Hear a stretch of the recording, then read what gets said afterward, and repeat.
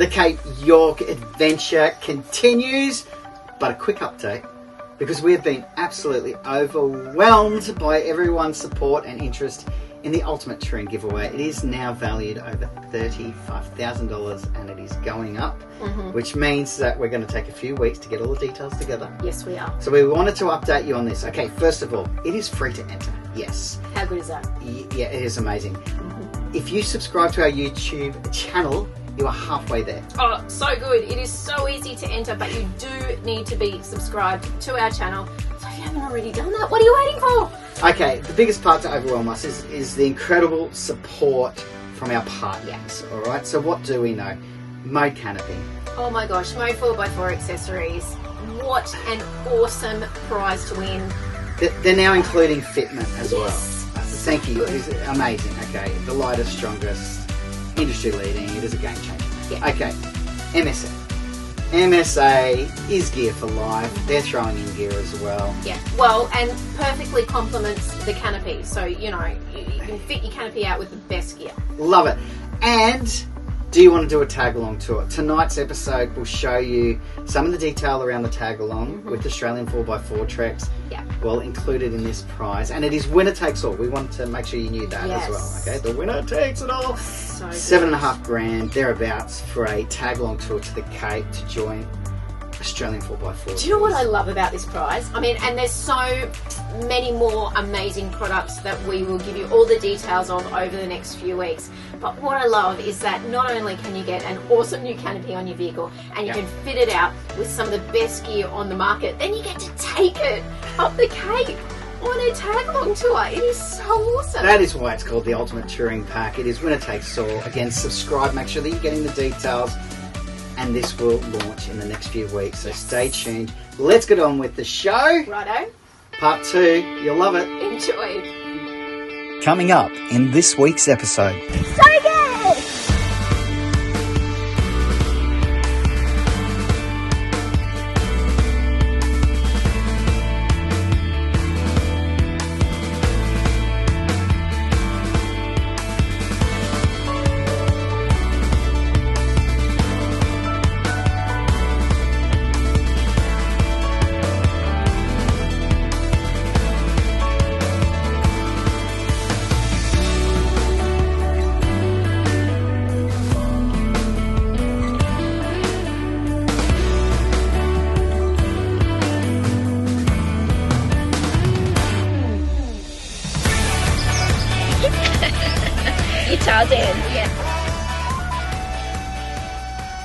Okay, all right, day 2 wrap up. What an awesome day. This is such a unique part of the Cape. We just love it. Totally unexpected to find this kind of incredible rainforest, but then again, we've never been here, so we didn't really know what to expect. But Iron Range National Park over on the east coast is just spectacular. So here's what happened. We left Archer River Roadhouse. We got ripped off for fuel first. Remote prices, babe. We talk about it all the kidding. time. Yep. So we left Archer River Roadhouse at about 9 a.m. in Convoy. So that in itself was really exciting for us because we've never been in a group like this travelling in Convoy with so many other vehicles, 9 in total. So that was a bit of a learning curve. And then we made our way across the east coast. It's not far. I think it's only about 140 odd kilometres. I'm pretty sure that's it, yeah. But pretty slow going. Over like 3.5 hours. Yeah. Lots of creek crossings. Yeah. One that was, you know, moderately deep, but so cool again. To be able to watch your fearless leader drive through and then tell you exactly what's coming up and when there's oncoming traffic, passing traffic. Yeah. It does take that nervous part of it out of it, but you still enjoy all the adventure. Yeah, absolutely. And there was plenty of that. The first stop we did was to collect some firewood, so had all the cars lined up and Tony got out on the tools, which is good.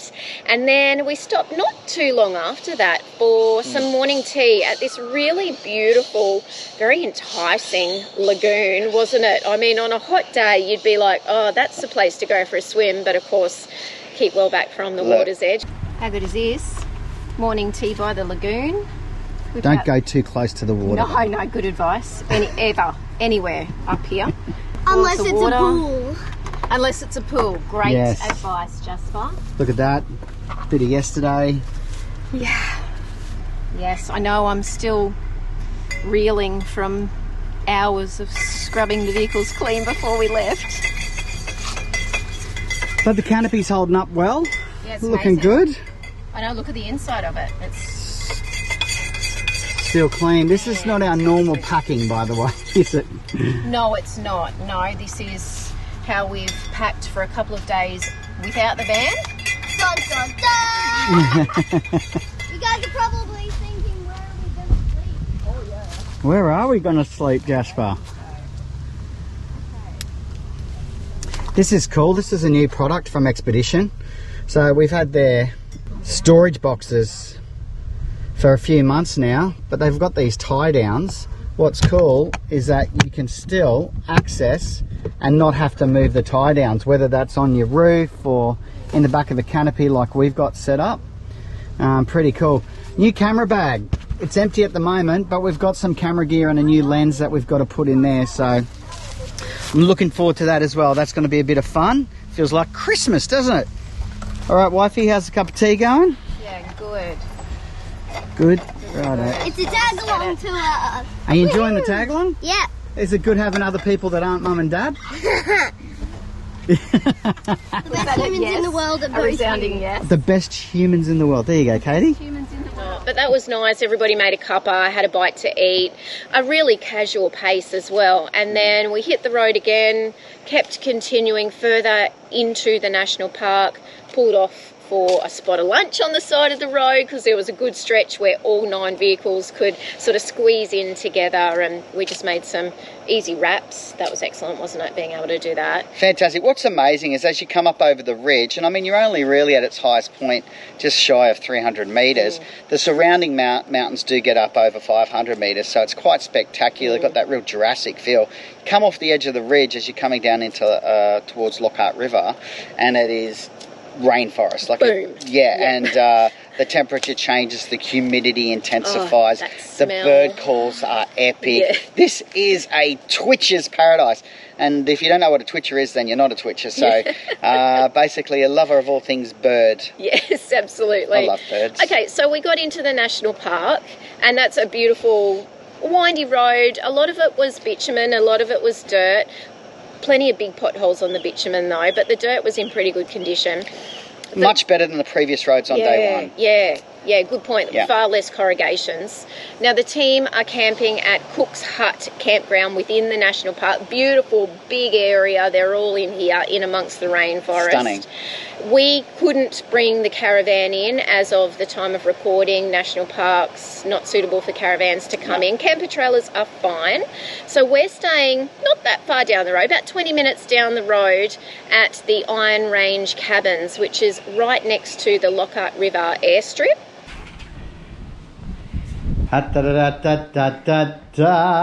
This. Wow, this looks nice, Jasper. You can't wipe your smile off.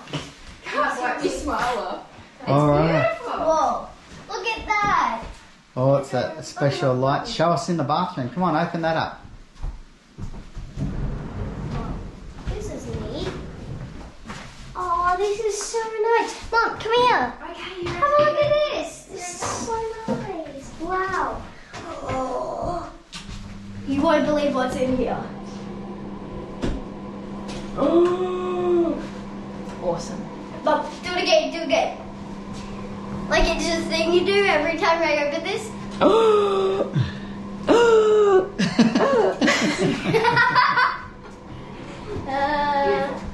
Yeah. Rightio, well, we only got a minute, so let's get ready.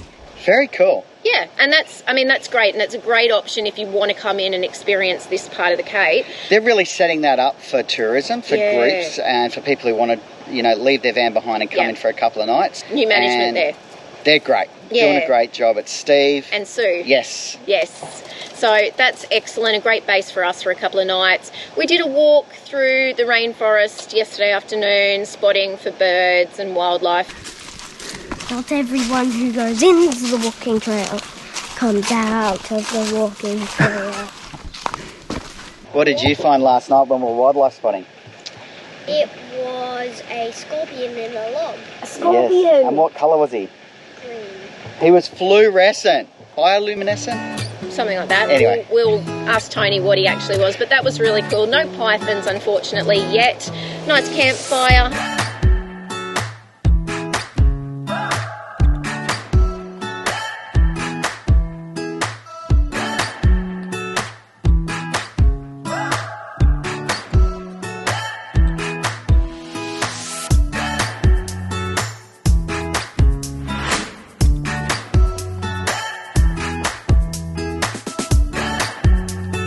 Anyway, the crew are ready to go for today. They're all lined up. Here they are. They're starting to roll into line formation. We'll get on to channel 17. We'll find out where we are in the pecking order. And we're off. Day 3. This is going to be an epic day. I can't wait to get out to the beach, Chilli Beach. And we've also got a bit of a seafood lunch coming our way. Copy, the Feel Goods, we're here. Good morning. Morning, everyone. Thank you. Ken Talon, hello. Roger, Tony. Excellent. And Frank and Pristine. Yep, we're here. Thank you. Tony Manny, you there? G'day. And Taylene, Dave and Jill. All good to go. Fingers crossed. Oh, loud and clear. Alright, let's roll. Get out in order. Pile in where you're supposed to be. Where's I meant to go?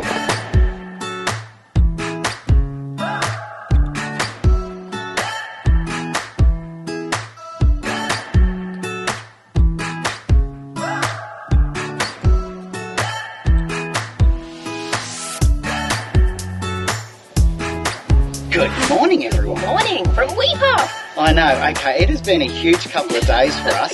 So let's just rewind and pick up where we left off there. We were on our way to check out the beaches up there on the east side of the Cape. Wow.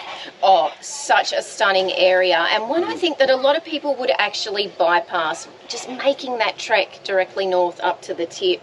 We would highly recommend, if you can, take an extra few days to get in and explore around Iron Range National Park, because it is spectacular. So let's tell you about our day adventuring. We met the rest of the group over there at the Cooks Hut Campground, where they were camping within the rainforest, and we set off. Our first stop was at the historic town called Portland Roads.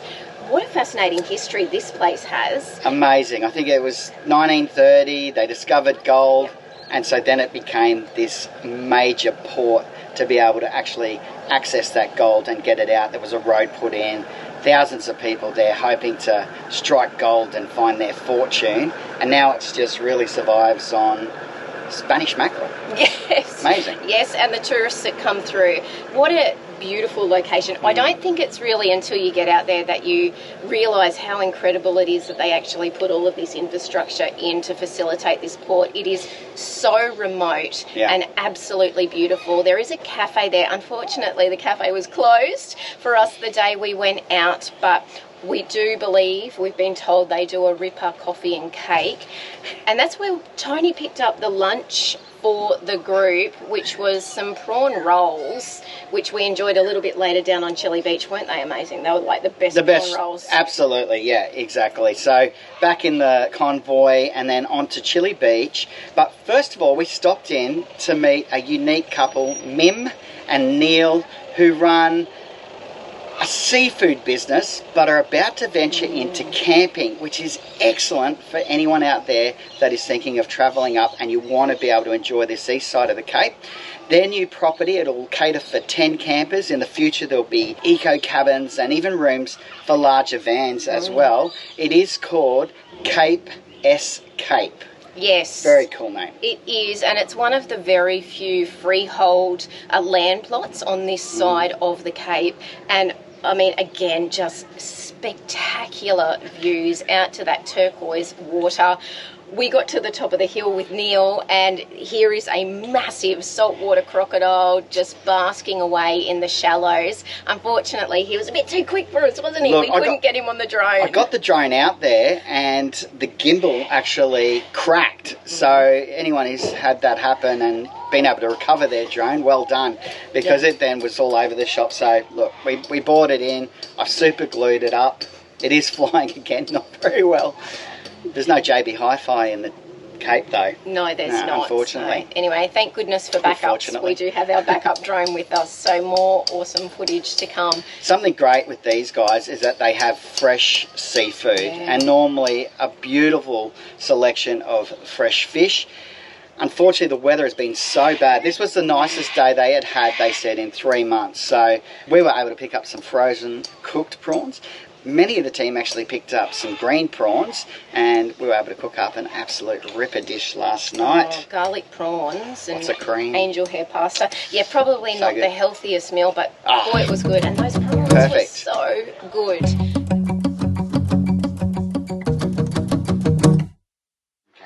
All right, here we go. We've got our garlic in.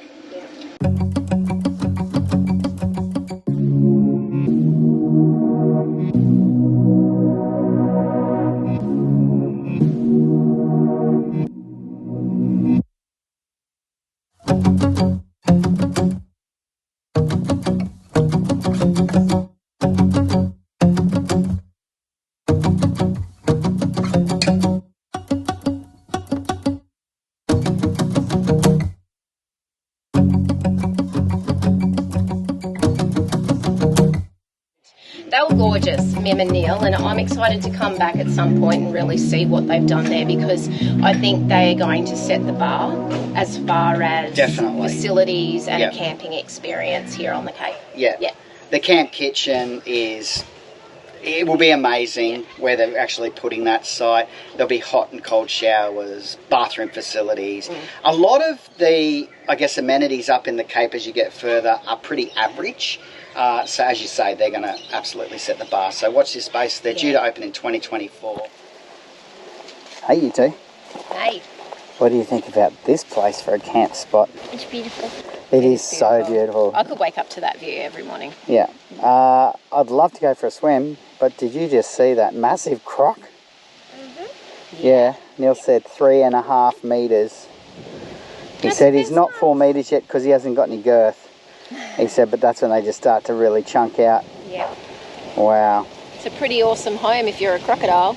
CapeScape. Can't wait to come back. Yes, awesome. All right, we bundled back into the cars. Boy, it was hot. Looking forward to getting down onto the beach. It was only a short drive to Chilli Beach from CapeScape, which is great. We had our lunch already on board, and we actually drove out past the camping area and onto the beach itself, and all parked up under the shade of those lowing palm trees in that beautiful breeze. And I have to say, Tony commented to us that normally it's blowing a gale over there on Chilli Beach, and we had very minimal wind, probably just a strong breeze, really.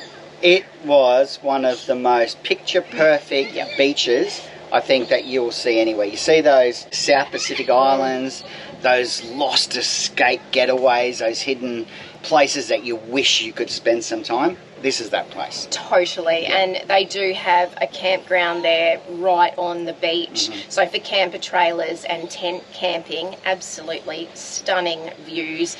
The locals say you can literally throw your line in here and you'll catch something. Like you'd have to be Awesome for us, novice fishermen. You'd have to have no hook on to not catch something. Do you know? Like, amazing, I just love stunning. it. We had heaps of time too. It was a really relaxed pace, so we enjoyed our prawn rolls. Jasper had an absolute ball, just playing in the sand, turtling around as he does, filling his pockets with that beautiful white silica sand that it was there. We set the hammocks up, had a swing in the palm trees. It was just a really lovely, I guess, pit stop on what was an amazing day exploring. I would love to have spent 4 hours there. You know, we had almost 2 hours, so it was pretty good. We then joined up the convoy, drove down the beach a little bit, got some incredible shots.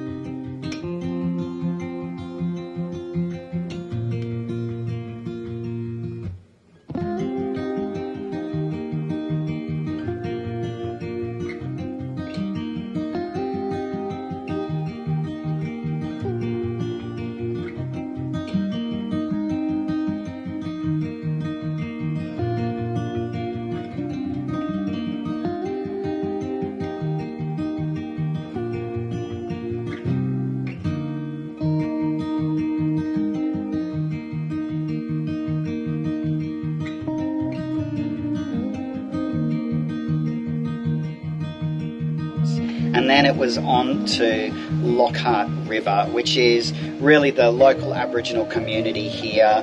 We all entered together. They do ask that you don't take photos within the town centre for their own cultural reasons and privacy, so respect that. We certainly did. They have a really large supermarket there. That's basically the epicentre of town and where you can also get fuel. Yeah, that was a real surprise, actually. Again, given how remote it was, to be able to walk in and almost have like a full-size Woolies or Coles there to be able to pick up supplies was awesome.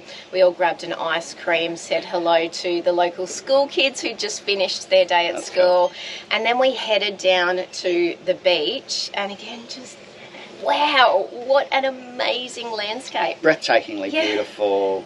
The aerial shots that you're looking at now, just stunning. A really famous heart-shaped rock, but like the this organ heart. This one. Heart, with a big crack through the centre, and epic amount of shrapnel and bullet wounds that the US Armed Services used as a target practice, as you do when you're back there in the war. So that's an interesting point to check out as well. And then it was back through to where we've been staying that last couple of nights at the Gordon Airstrip, the Lockhart Aerodrome. We're staying there in our donga.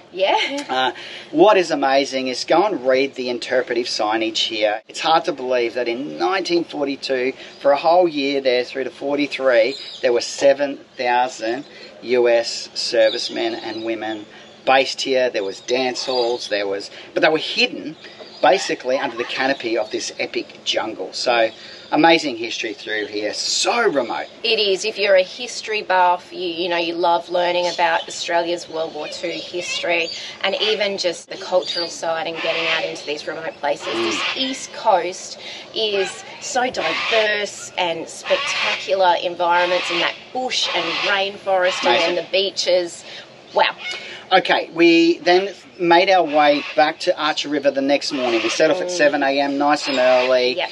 Because it was about 3 hours, including us getting some beautiful drone footage and some shots along the way, and then collected our van, quick cup of tea, and then it was on the road here up to Weipa. So all up, it was 140 kilometres from Lockhart River back to Archer River, and then about 200 kilometres here to Weipa, with, I would say, easily 100 kilometres of that corrugated, rich red earth. Look, our tyre pressures across all vehicles are down at 25 psi. We were able to comfortably almost sit on top of those corrugations at around 70 kilometres an hour for our setup. Some of these guys were doing a lot more speed than that, but we find that sort of 60 to 70, somewhere in that mix there, is still safe towing.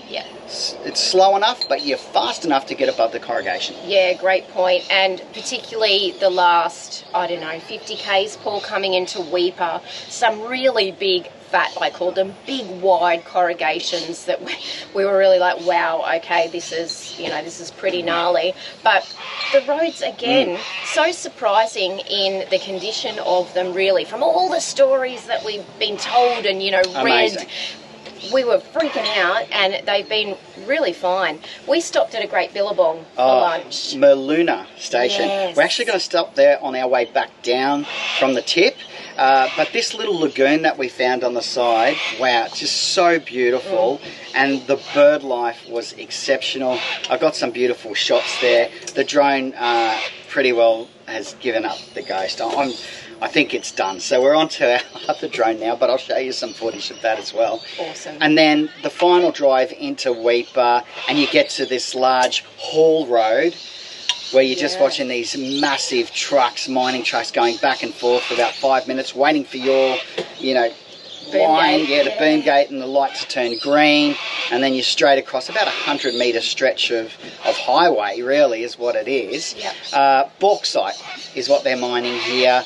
It looks like pea gravel. It's a brown, reddish, I guess, little balls of dirt that are the source behind aluminium. So anything from, this cup, the fixtures on the van, to the tour boat we went cans, out on. the tour, you name it, you will find aluminium in your life somewhere.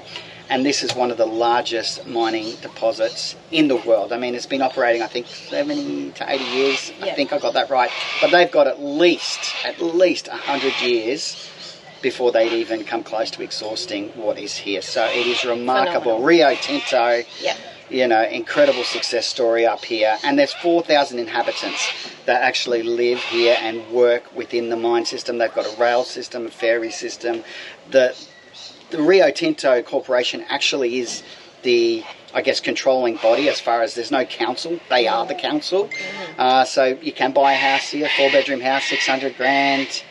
But apparently the rent, if you wanted to invest and rent it out as an investment property, that's a good option. Big returns. The rates are about 6 grand a year. Ouch. But you've got fresh water, all the services you'd want. There's a Woolies in town, newsagents, bakery, coffee shop, bars and pubs, and Munchies next door, Barra Munchies, which is very famous. Good hot tip there, if you are thinking of getting seafood, you need to get there when they open, because they take, I think, a couple of hundred orders and then they close. Yep. So if you're not in early, then you just miss out. Yeah, So, and that is right next door to the Weipa camping ground, which is where we're staying. It's your one and only choice when you're in town. And we were lucky enough for our group to jag waterfront sites, which is just amazing. So all the guys in their vehicles in front of us, that beautiful background of that's the Gulf of Carpentaria, isn't it, behind us? And it's just been so lovely, abundant bird life, plenty of space here, heaps of zoners. we can't believe it. We're like, we've never seen so many zoners in one location. It is the only choice, and it is also, I guess, an off-road vehicle access to get here. So that's probably why we've seen so many. Caught up with a few of the zoners and had a good laugh and a good catch-up and compared how our vans were tracking, which was really cool. Rigs of all shapes and sizes, though, and you can also store here if you want to leave your vehicle here and continue on only in your tow vehicle. That is an option. What else? All your facilities, everything you need is here. Okay, so it's 200 kilometres literally from this west side of the Cape directly across to the east side of the Cape. It's also 200 kilometres from here to the tip. Okay, it's about 800, I think 90 kilometres or 800 to 900 kilometres from here back to Cairns. But by air, that is, I think, only 580 kilometres if you were to get a flight. And because of the mining boom that is happening here, and will be for decades to come, there is, I think now, 17 direct flights by Qantas from Cairns, but mostly for mining. That's incredible. Look, there are a couple of tourism options or experiences that you can do here in town. There is a great cultural centre, and unfortunately we missed out on that one just given our time and commitments with the group as well, but one for us to go and visit next time. But we did get out on a sunset cruise. Yes, the Western Cape Eco Cruise. Yes, and that was lovely. I mean, being out on the water at that time of day, no matter where you are around the world, is just a beautiful thing to do. We got to go with the group. Mal was the owner-operator and tour guide for this with his teenage son, Sean, who did a great job as well. They did a really great job. Look, really, I think this tour is about getting out on the water and having a few too many drinks. Yes, the drinks were free They just flowing. kept coming, didn't they? Which is good, you know. Quite often on some of these tours, you know, it's like one drink each and that's it. Having this scenario where you don't have to drive, we were picked up by Ma. Thank you, Ma. Gorgeous? She is gorgeous. And she's a good friend of Tony's, actually. He's been coming here for many years. So that was good for them to reconnect. And she really is the Uber of Weipa, doing a great job. So we were collected and returned back to the campsite here, which was really great.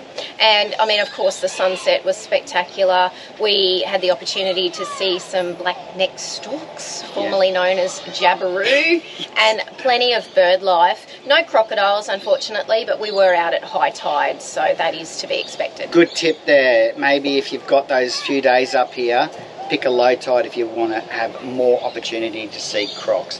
But otherwise, as always up here on the Cape, stunning sunset, and with a few sundowners, absolutely a must-do experience. All right, time to roll out, baby. Yes. Okay, a couple of things to note is that there is a fishing and tackle world just across the road. Yep. So, you could literally throw in, a sinker in here and you'll catch a fish. Like, it is remarkable. But do be Croc wise. Listen to you sounding like you're an expert fisherman now. I love it. Jasper's even like, where are we going today, fisherman dad? So, look, there's plenty of opportunity to pick up some other gear. There is a four-wheel drive centre here as well. A better electrical, a big Woolies, as we said. So everything you need in town to be here. You could easily park up here for a week and just enjoy. Oh, definitely. It is a really stunning outlook from this particular caravan park. All right, time for us to hit the road. Yeah, awesome. Well, we're on the road again. On the road again. Yes, we're headed to Bramwell Station today. So just waiting for some of our group who've gone out on the town and mine tour this morning. That gets a huge rap, actually. Yes. We didn't do that, but if you really want to get all the detail around this very unique mining town, then jump on that tour as well. Yep. And then we're on the road, on the dirt road again. Let's go. Go get Jasper Roo, pack up and hit the road. Let's do it. But I wanted to talk about the Canopy because this has been awesome. Same with the van. Now, the Canopy is a mode 4x4 accessories. As you know, if you've been watching our show, you would have seen the build and the guys at McCormack doing all of this install for us with our MSA gear and the lighting and just making it just everything that we could dream of to have in the back of the Canopy. They've done such a great job. But talking about the Canopy, I thought it's a probably good opportunity seeing that we've actually been using it in this environment, like completely off-grid and off-road touring. First of all, made by Zone RV, it is mode 4x4 accessories. It is a composite fiberglass material with aluminium fittings. So obviously they've nailed it with the Zone RVs, taking all of that knowledge with the composites into a lighter, stronger canopy like this. They have nailed it. You would know with our previous Canopy, awesome Canopy, but we needed to drop weight. We were definitely well overweight on our GVM and our GCM. We dropped 200 kilograms, pretty well the same kind of setup with all the draw systems, but just through its construction dropped 200 kilos in weight. So that's a massive tick if you're touring in any format, whether you're towing a van like us or full-time, or weights are a big issue. We know that with your GVM and GCM. Stronger, and that is really because, again, this composite material can manage heavy weights better than anything. The aluminium toolboxes and saddle drawers down here, and also the mud guards. You know, if you're going down Gunshot, if you're gamer than I am, I've got some footage of some crazy stuff that people did while we were there, and you were to damage any of this, it's interchangeable. So you could just literally take the broken bits out and put new bits on. Absolutely fantastic. And is it dust proof? Yes. Check this out. You can see from the seals all the way around. If you check here, look at that. I mean, that you can see where the seals join and where the dust has been out, and all your stuff then inside is kept nice and clean and dust free. This is pretty cool, actually. This is something I picked up from Bunnings. It's, I think, like a gardener's knee protector. But anyway, if you're a caravaner and you're getting to the ripe old age of 50 or more, like myself, happy birthday to me, that is a godsend for your knees. But I also use it just in here, and that way, through those corrugations here that we've, you know, I'm not going to bring you all 50,000 of them in the episode, but believe me, there's a lot of them. That's perfect. Then it protects it when it comes back against the door here. I've just put that in there so that this wasn't banging against the actual canopy door, the wing there. So anyway, I just wanted to talk about that and just talk it up because it is absolutely 100% does exactly what it says it's going to do. Okay, it's lighter, stronger, dust proof, amazing. So good one. Check out Mode Canopies if you want more information, or you can go to our website as well, and there'll be a link through there on not only on our van but on the Canopy as well. All right. Thanks for watching. Please do like, subscribe and share our channel. And if you'd like more information on full-time RV travel and living, visit our website, thefeelgoodfamily.com. There you'll find loads of free resources, our weekly podcast, caravan cooking recipes, our monthly Go RV magazine articles and much more. We look forward to seeing you next week. Take care of yourself and your family, and happy trails.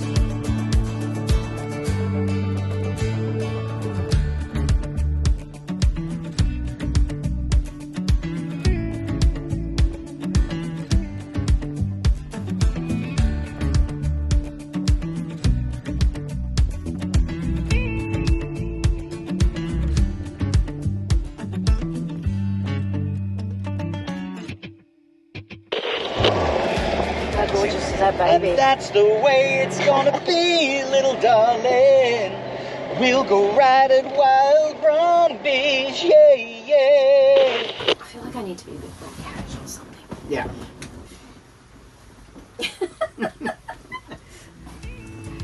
Here you go, 3, 2.